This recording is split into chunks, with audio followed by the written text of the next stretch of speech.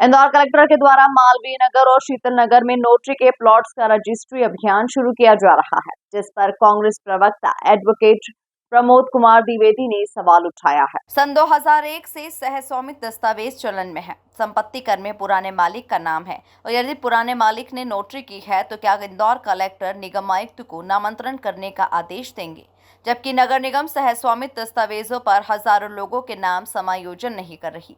ऐसी स्थिति में क्या कलेक्टर महोदय निगम आयुक्त से पूछेंगे कि नगर निगम ऐसा क्यों कर रही है?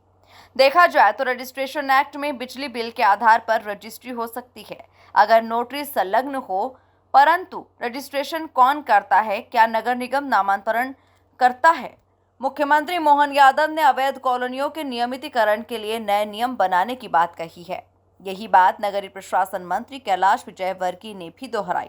एडवोकेट प्रमोद द्विवेदी ने बताया कि जिला प्रशासन से केवल सवाल नहीं कर रहे बल्कि रास्ता बताने को भी तैयार है।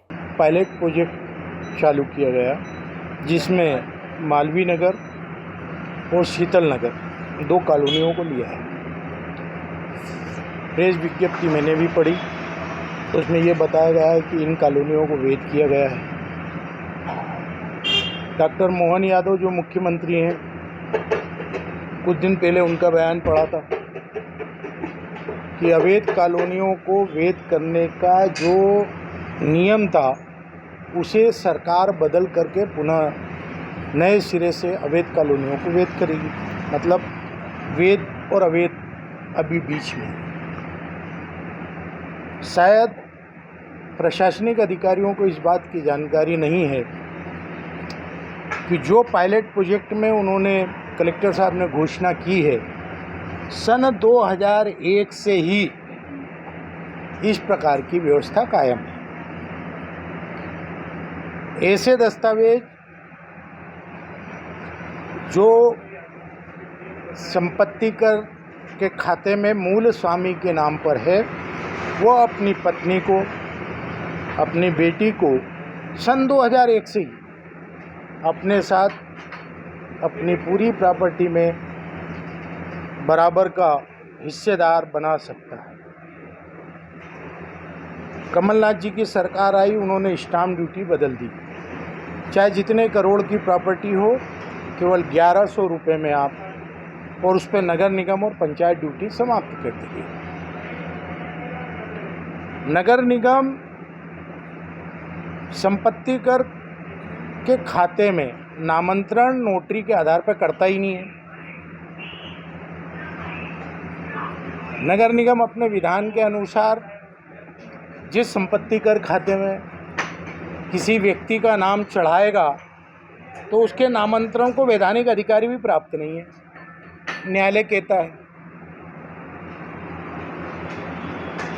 ऐसी परिस्थितियों में नोटरी से रजिस्ट्री आप कैसे कर सकते हैं? और जो चलन में है व्यवस्था, तो आप उसे पायलट प्रोजेक्ट में कैसे ले जा सकते हैं? 2001 में ये व्यवस्था 10,000 से अधिक नामांतरण पेंडिंग पड़े हुए नगर निगम में इस प्रकार के दस्तावेजों से। नगर निगम के नामांतरण से कोई वैधानिक अधिकार प्राप्त नहीं होता। नोटरी केवल सत्यापन है, किसी दस्तावेज का सत्यापन है, वो वैधानिक दस्तावेज है ही नहीं।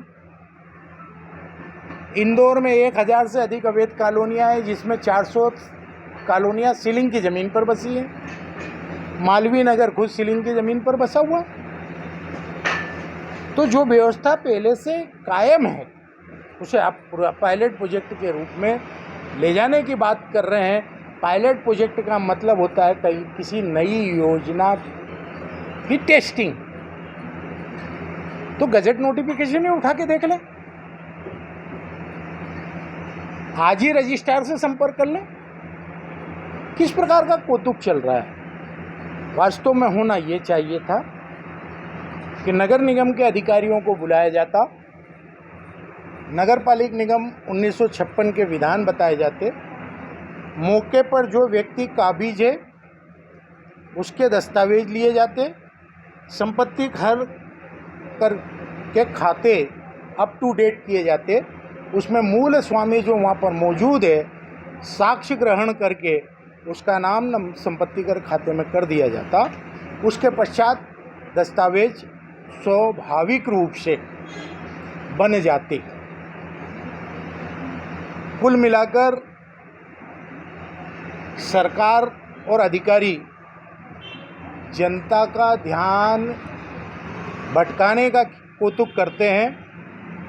नगर निगम के करोड़ों के भ्रष्टाचार, नर्सिंग होम के घपले में सीबीआई के अधिकारियों के पकड़े जाने पर जन आक्रोश का बढ़ना, जल संकट के नाम पर अधिकारियों के घरों में 4-4 इंच के कनेक्शन और उनसे होटलों में सप्लाई होना, ड्रेनेज के नाम पर कागजों पर भ्रष्टाचार, नदी के नाम पर नाले का स्वरूप, नाला टेपिंग के नाम पर 400 करोड़ से अधिक का घोटाला, संपत्ति कर की साइड हैक हो जाना और लाखों खातेदारों के खाते गायब हो जाना, इन सब से ध्यान हटाने का ये कौतुक है। पायलट प्रोजेक्ट के नाम पर जो पहले से व्यवस्था है, उस व्यवस्था को आप पायलट प्रोजेक्ट का नाम दे रहे हैं। मैं सीधे सीधे आरोप भारतीय जनता पार्टी की सरकार पर लगा रहा हूं कि वो 10,000 लोग जिन्होंने सन 2020 तक अपनी रजिस्ट्रियां कराई हैं, उनके नामांतरण क्यों रोके? कलेक्टर साहब नगर निगम आयुक्त से सवाल करें।